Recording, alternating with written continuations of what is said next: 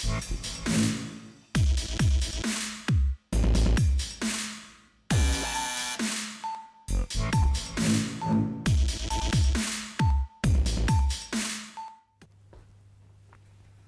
evening and welcome to today's episode of Refresh. I'm your host, Yetunde Adisa.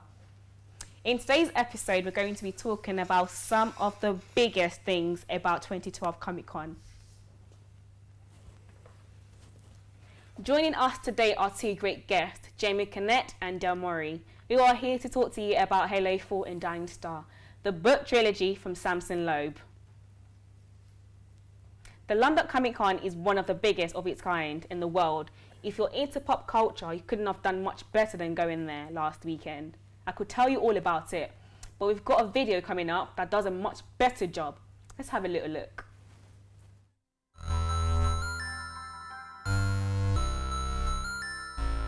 Hey, we're here at Comic Con 2012 at the London Excel Convention Centre. There are literally thousands of people here, and I can't wait to go play some games.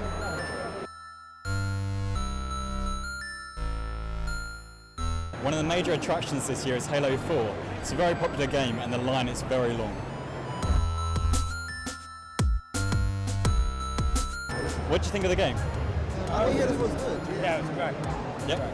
Have you played any other Halo games? Yeah. How does it differ from Halo Reach and Halo 4? The graphics are better, like, and you can, it's like, Graphics better. I like the controller now, the visualize when you're fighting. it's like, there's more things, like there's thermal in it now, so that you can see where they are without actually being Oh right, okay. close to them, yeah. Does it sound a lot better? Do the guns sound like Yeah. a lot more real? It sounds more real, it's like, you can actually hear like the bullet fires, like, individual.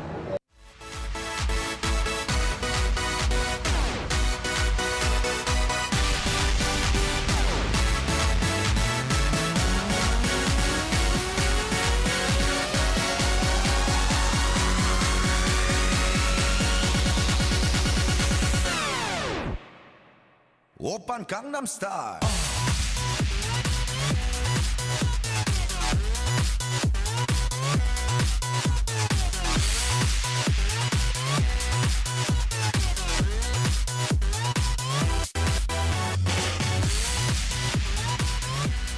Dying Star, there's an epic fantasy trilogy.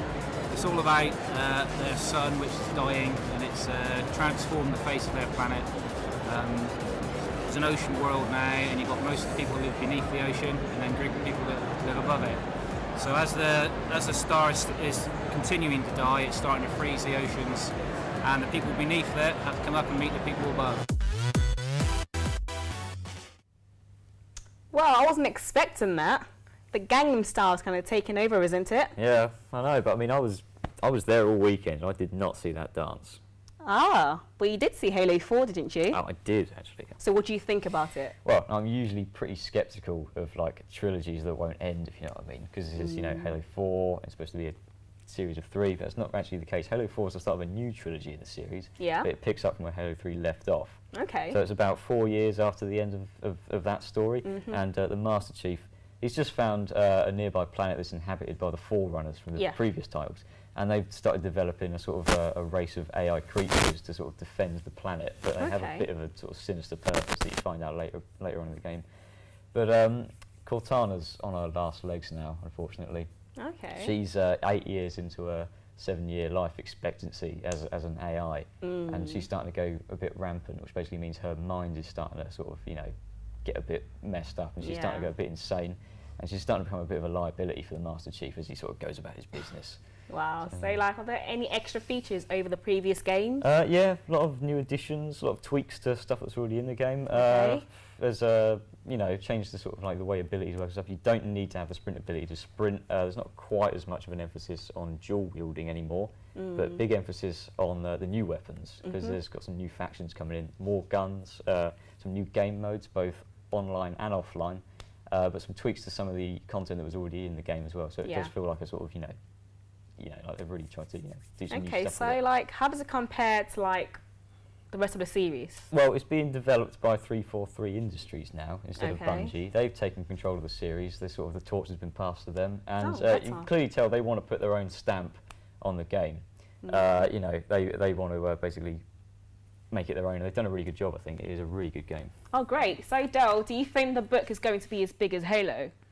Well, it might not be quite as huge as Halo is right now, but it definitely will clear a few shelves at Waterstones. Okay, I was hoping that you'd say something like that.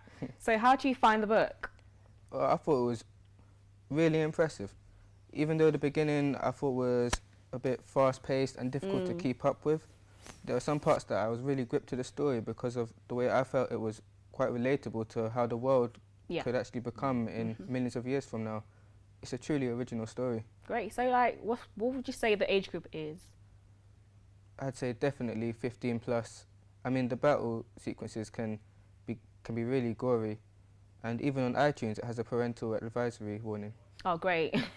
So, like, well, sounds like a good read to me. It's definitely worth buying. Okay. Well, that's all we have time for this week. I'd like to thank my guest and thank you all for your time. Join us next week. We'll be talking about the latest on GTA 5. See you next week.